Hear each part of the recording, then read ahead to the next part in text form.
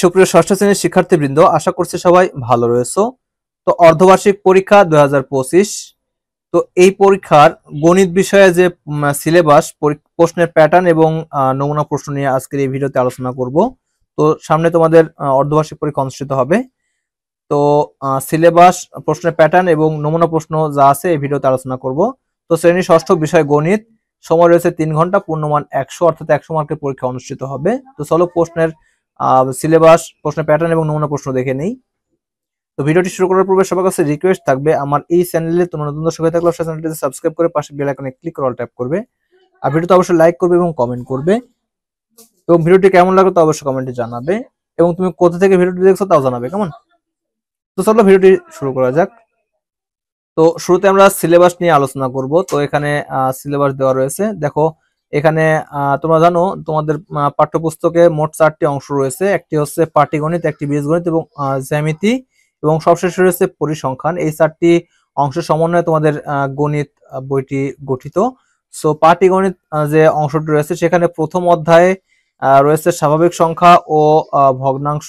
এখানে যে অধ্যায়টি রয়েছে এর 1.1, 1.2, 1.3 এবং 1.4 এই মোট 4টি অংশ তোমাদের অর্ধবার্ষিকের জন্য সমাধান করতে হবে।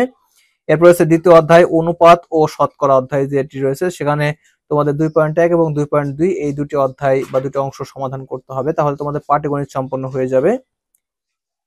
এরপরে রয়েছে বীজগণিত তৃতীয় অধ্যায়, এখানে রয়েছে পূর্ণ সংখ্যা। এখানে 3.1 এবং 3.2 এই দুটি যে অংশ রয়েছে এটা সমাধান করতে হবে। এরপরে চতুর্থ অধ্যায় রয়েছে বীজগাণিতিক রাশি, এখানে 4.1, 4.2 সমাধান করতে হবে। এবং সবশেষে রয়েছে পঞ্চম অধ্যায়, এখানে রয়েছে সরল সমীকরণ। এখানে অনুশীলনে রয়েছে 5, এই 5 নম্বর অংশটি তোমাদের সম্পূর্ণই করতে হবে অর্ধবার্ষিকের জন্য, অর্থাৎ এই 3টি অধ্যায়ের সমন্বয়ে বীজগণিত রয়েছে। এরপর রয়েছে জ্যামিতি অংশ, জ্যামিতি রয়েছে ষষ্ঠ অধ্যায়, এখানে জ্যামিতির মৌলিক ধারণা এই অধ্যায়টি সমাধান করতে হবে। এরপর রয়েছে সপ্তম অধ্যায় ব্যবহারিক জ্যামিতি, এই অংশ থেকে প্রশ্ন দেওয়া থাকবে। এবং সবশেষে রয়েছে পরিসংখ্যান, এখানে অষ্টম অধ্যায় রয়েছে তথ্য ও উপাত্ত। এই তথ্য উপাত্ত অধ্যায়টি সম্পূর্ণ সমাধান করতে হবে প্রথম সাময়িকের জন্য, তাহলে তোমাদের এই অংশগুলো সমাধান করলেই যে অর্ধবার্ষিক পরীক্ষাটি আছে তা আর কি সমাধান হয়ে যাবে।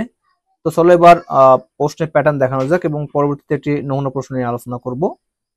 তো এরপর রয়েছে প্রশ্নের প্যাটার্ন। তো প্রশ্ন কিভাবে থাকবে সে সম্পর্কিত অংশই হচ্ছে প্রশ্নের প্যাটার্ন। এখানে সৃজনশীল প্রশ্ন থাকবে, এখানে 50 নাম্বার। তো এখানে ক বিভাগ পাটিগণিত অংশ থেকে 2টি প্রশ্ন, খ বিভাগ বীজগণিত অংশ থেকে 2টি প্রশ্ন, গ বিভাগ জ্যামিতি অংশ থেকে 2টি প্রশ্ন, ঘ বিভাগ পরিসংখ্যান অংশ থেকে 2টি প্রশ্ন সহ মোট 8টি প্রশ্ন দেওয়া থাকবে। এই 8টির মধ্য থেকে প্রত্যেক বিভাগ থেকে একটি করে, মানে ন্যূনতম একটি করে করতে হবে প্রত্যেক বিভাগ থেকে। এই একটি করে সহ মোট 4টি বিভাগ থেকে আরেকটা অঙ্ক, অর্থাৎ মোট 5টি প্রশ্নের অ্যান্সার করতে হবে। এখানে 10 করে থাকবে একটি প্রশ্নের জন্য, অর্থাৎ এই 8টি থেকে 5টি অ্যান্সার করতে হবে।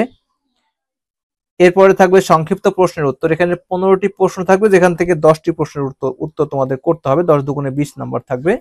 তো এখানে তোমাদের 15টির পরিবর্তে 10টি প্রশ্নও থাকতে পারে, যেখানে 10টির অ্যান্সার তোমাদের করতে হবে। এরপর আছে বহু নির্বাচনী বা এমসিকিউ প্রশ্ন, এখানে থাকবে 30টি এমসিকিউ প্রশ্ন, 30 একে 30 নাম্বার দেওয়া থাকবে, যেখানে পাটিগণিত অংশ থেকে 8 থেকে 10টি, বীজগণিত অংশ থেকে 8 থেকে 10টি, জ্যামিতি অংশ থেকে 6 থেকে 8টি এবং তথ্যপত্র অংশ থেকে 3 থেকে 4টি সহ মোট 30টি এমসিকিউ দেওয়া থাকবে। প্রত্যেকটির উত্তর মান থাকবে 1, অর্থাৎ 1 করে থাকবে একটি অ্যান্সার সমাধান করতে পারলে। এসহ মোট যে 30 নাম্বার আছে, 30 নাম্বার সহ এই সম্পূর্ণ অংশে তোমাদের 100 নাম্বার দেওয়া থাকবে। এই 100 নাম্বারের প্রশ্ন তোমাদের পরীক্ষা হবে। তো চলো এখন একটি নমুনা প্রশ্ন দেখানো যাক। তো এখানে নমুনা প্রশ্ন দেখতে পাচ্ছ। নমুনা প্রশ্ন এখানে সময় রয়েছে 3 ঘন্টা, ষষ্ঠ শ্রেণী, বিষয় গণিত।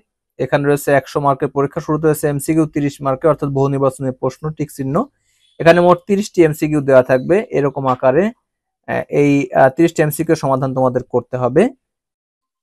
তো এখানে তোমরা দেখতে পাচ্ছ মোট 30টি এমসিকিউ রয়েছে, এই 30টি এমসিকিউ তোমাদের সমাধান করতে হবে।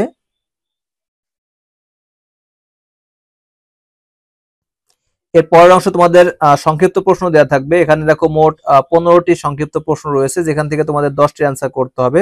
তো তোমাদের পরীক্ষায় 10টিও থাকতে পারে, 10টি অ্যান্সার করতে হবে এরকম টাইপের। সো এখানে দেখতে পাচ্ছ 15টি প্রশ্ন রয়েছে, 15টির মধ্যে 10টি অ্যান্সার করতে হবে। এরপর আছে সৃজনশীল অংশ, এখানে মোট 8টি প্রশ্ন দেওয়া থাকবে, প্রতিটির প্রশ্নের মান রয়েছে 10। একটি প্রশ্নের সমাধান করতে পারলে 10 নম্বর পেয়ে যাবে। তো এই 10টি থেকে মোট 5টি প্রশ্নের অ্যান্সার করতে হবে, অর্থাৎ 5 10 50।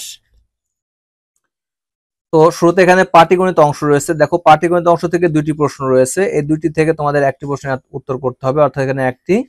এরপর রয়েছে বীজগণিত অংশ, এখান থেকে 2টি প্রশ্ন রয়েছে, 2টি থেকে একটি। এখানে জ্যামিতি অংশ থেকে 2টি প্রশ্ন রয়েছে, এখান থেকে একটি।